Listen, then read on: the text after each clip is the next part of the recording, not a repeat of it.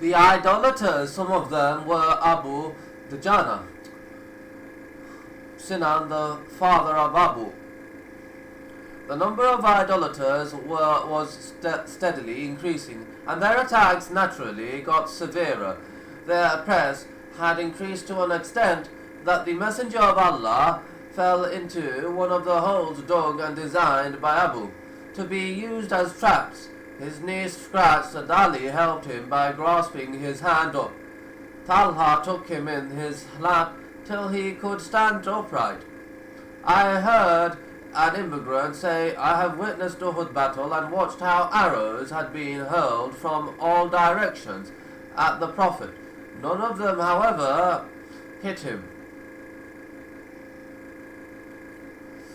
Abdullah said, Guide me to Muhammad by Allah. If I didn't kill him, I would not hope to live. Although the Messenger of Allah was next to him alone, but he did not subserve him. Safwan, a polytheist of his, blamed him for not translating his words into deeds, but Abdullah swore that he did not see him.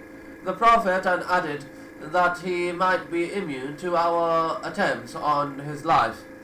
He also said that 4 of them pledged to make a fresh attempt and kill him, but also to no avail. The Muslims showed unprecedented rare heroism and marvelous sacrifices. Abu Talha, for instance, shielded the Messenger of Allah by his body and used his chest to protect him against the enemy arrows. Anas related that on the Uhud day, when people dispersed off the Prophet, Abu Talha was a skillful sort of archer, who would pull arrows so much that he broke 2 or 3 bows that day. When a man passed along with a quiver full of arrows, the Prophet would say, Spread the arrows to Abu Talha. Then when the Prophet watched people shooting, Abu Talha would say, I sacrifice my father and mother for your safety. Do not go too close, lest an arrow of theirs should hit you. I would rather die than see you hurt. Abu Dujana stood before the Messenger of Allah and used to protect him from the arrows by his back, who broke the honorable incisor of the Prophet, struck him with the sword, cracked his head, and took his mare and sword. Was so keen to kill his brother. He could not, however, Hatib could. A hero archer who had pledged to die in the cause of Allah also played a prominent part in Uhud hostilities. The Messenger of Allah himself was involved in shooting arrows. In a version by Qatada, that the Messenger of Allah shot so many arrows that the 2 ends of his bow were flattened. Man took it to remain with him for good. On that day his eye was so hurt that it fell down onto his cheek, but the Messenger of Allah put it in its socket with his hand, and it became the better and the more sharp-sighted of the 2. On the day Abdul Rahman kept on fighting till his mouth was hurt and got broken. He sustained over 20 wounds, some in his leg, and that lamed him. Malik, the father of Abi, sucked the blood out of the Prophet's cheek till he cleaned it. The Prophet said, spit it. But Malik said, By Allah, I will never spit it. Then he set out to fight. The Prophet then said, He who wants to see a man of the people of paradise, let him look at this one. No sooner had he resumed fighting than he was martyred in the thick of the battle. Amara participated in the fight too. She encountered Ibn Khamiyah in combat and sustained a slight wound on her shoulder, but she herself also struck him with her sword several times, but he survived because he was wearing 2 armors. She, however, went on striking until her wounds counted 12. In his turn, fought fiercely and violently, defending the Prophet against the attacks on Ibn Kamiyah and his fellows. He was carrying the standard with his right hand. In the process of fighting, it was cut off, so he grabbed the standard in his left hand till this was also amputated.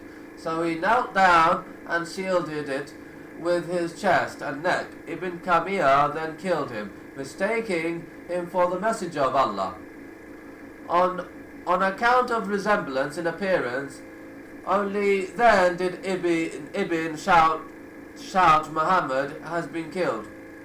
No sooner had Ibn uttered that ominous sentence than consternation spread among Muhammad's followers, and their morale was drastically reduced. Consequently, confusion and a miserable state of disorder prevailed amongst them, whilst the rumours managed to adversely act amongst the Muslims.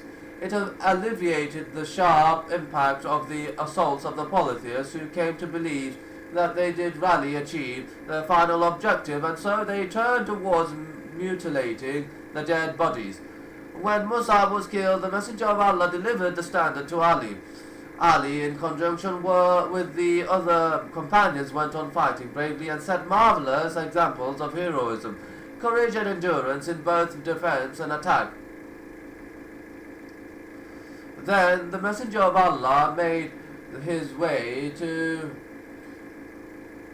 his encircled army, Ka'b bin Malik, who was the first one to recognize the approaching Prophet, shouted as loudly as he could, "O folks of Muslims, be cherished, the Messenger of Allah is here." But the Messenger of Allah signed to him to stop, lest his position should be located by the idolaters. Upon hearing the shout, the Muslims immediately raced towards the source of the shout, which brought about 30 companions to gather around the Prophet.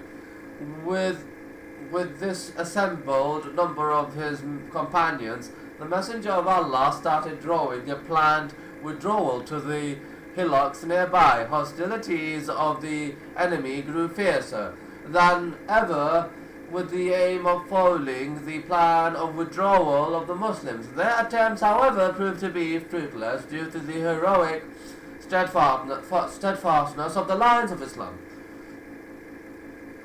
One of the enemy horsemen progressed towards the Messenger of Allah while saying, "Either I kill him, or Muhammad, or I will be killed." The Messenger of Allah moved to encounter him, but his mare tripped into some holes. So Al-Harith bin combated with the enemy and struck him on his leg, so he went lame. Then he finished him off, took his arm, and overtook the Messenger of Allah.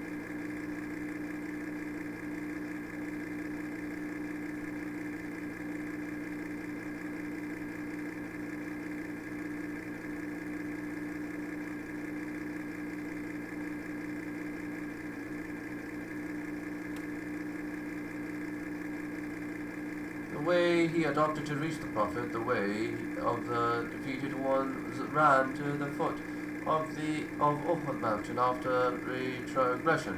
The way of the defeated ones adopted towards Al-Madinah after retrogression.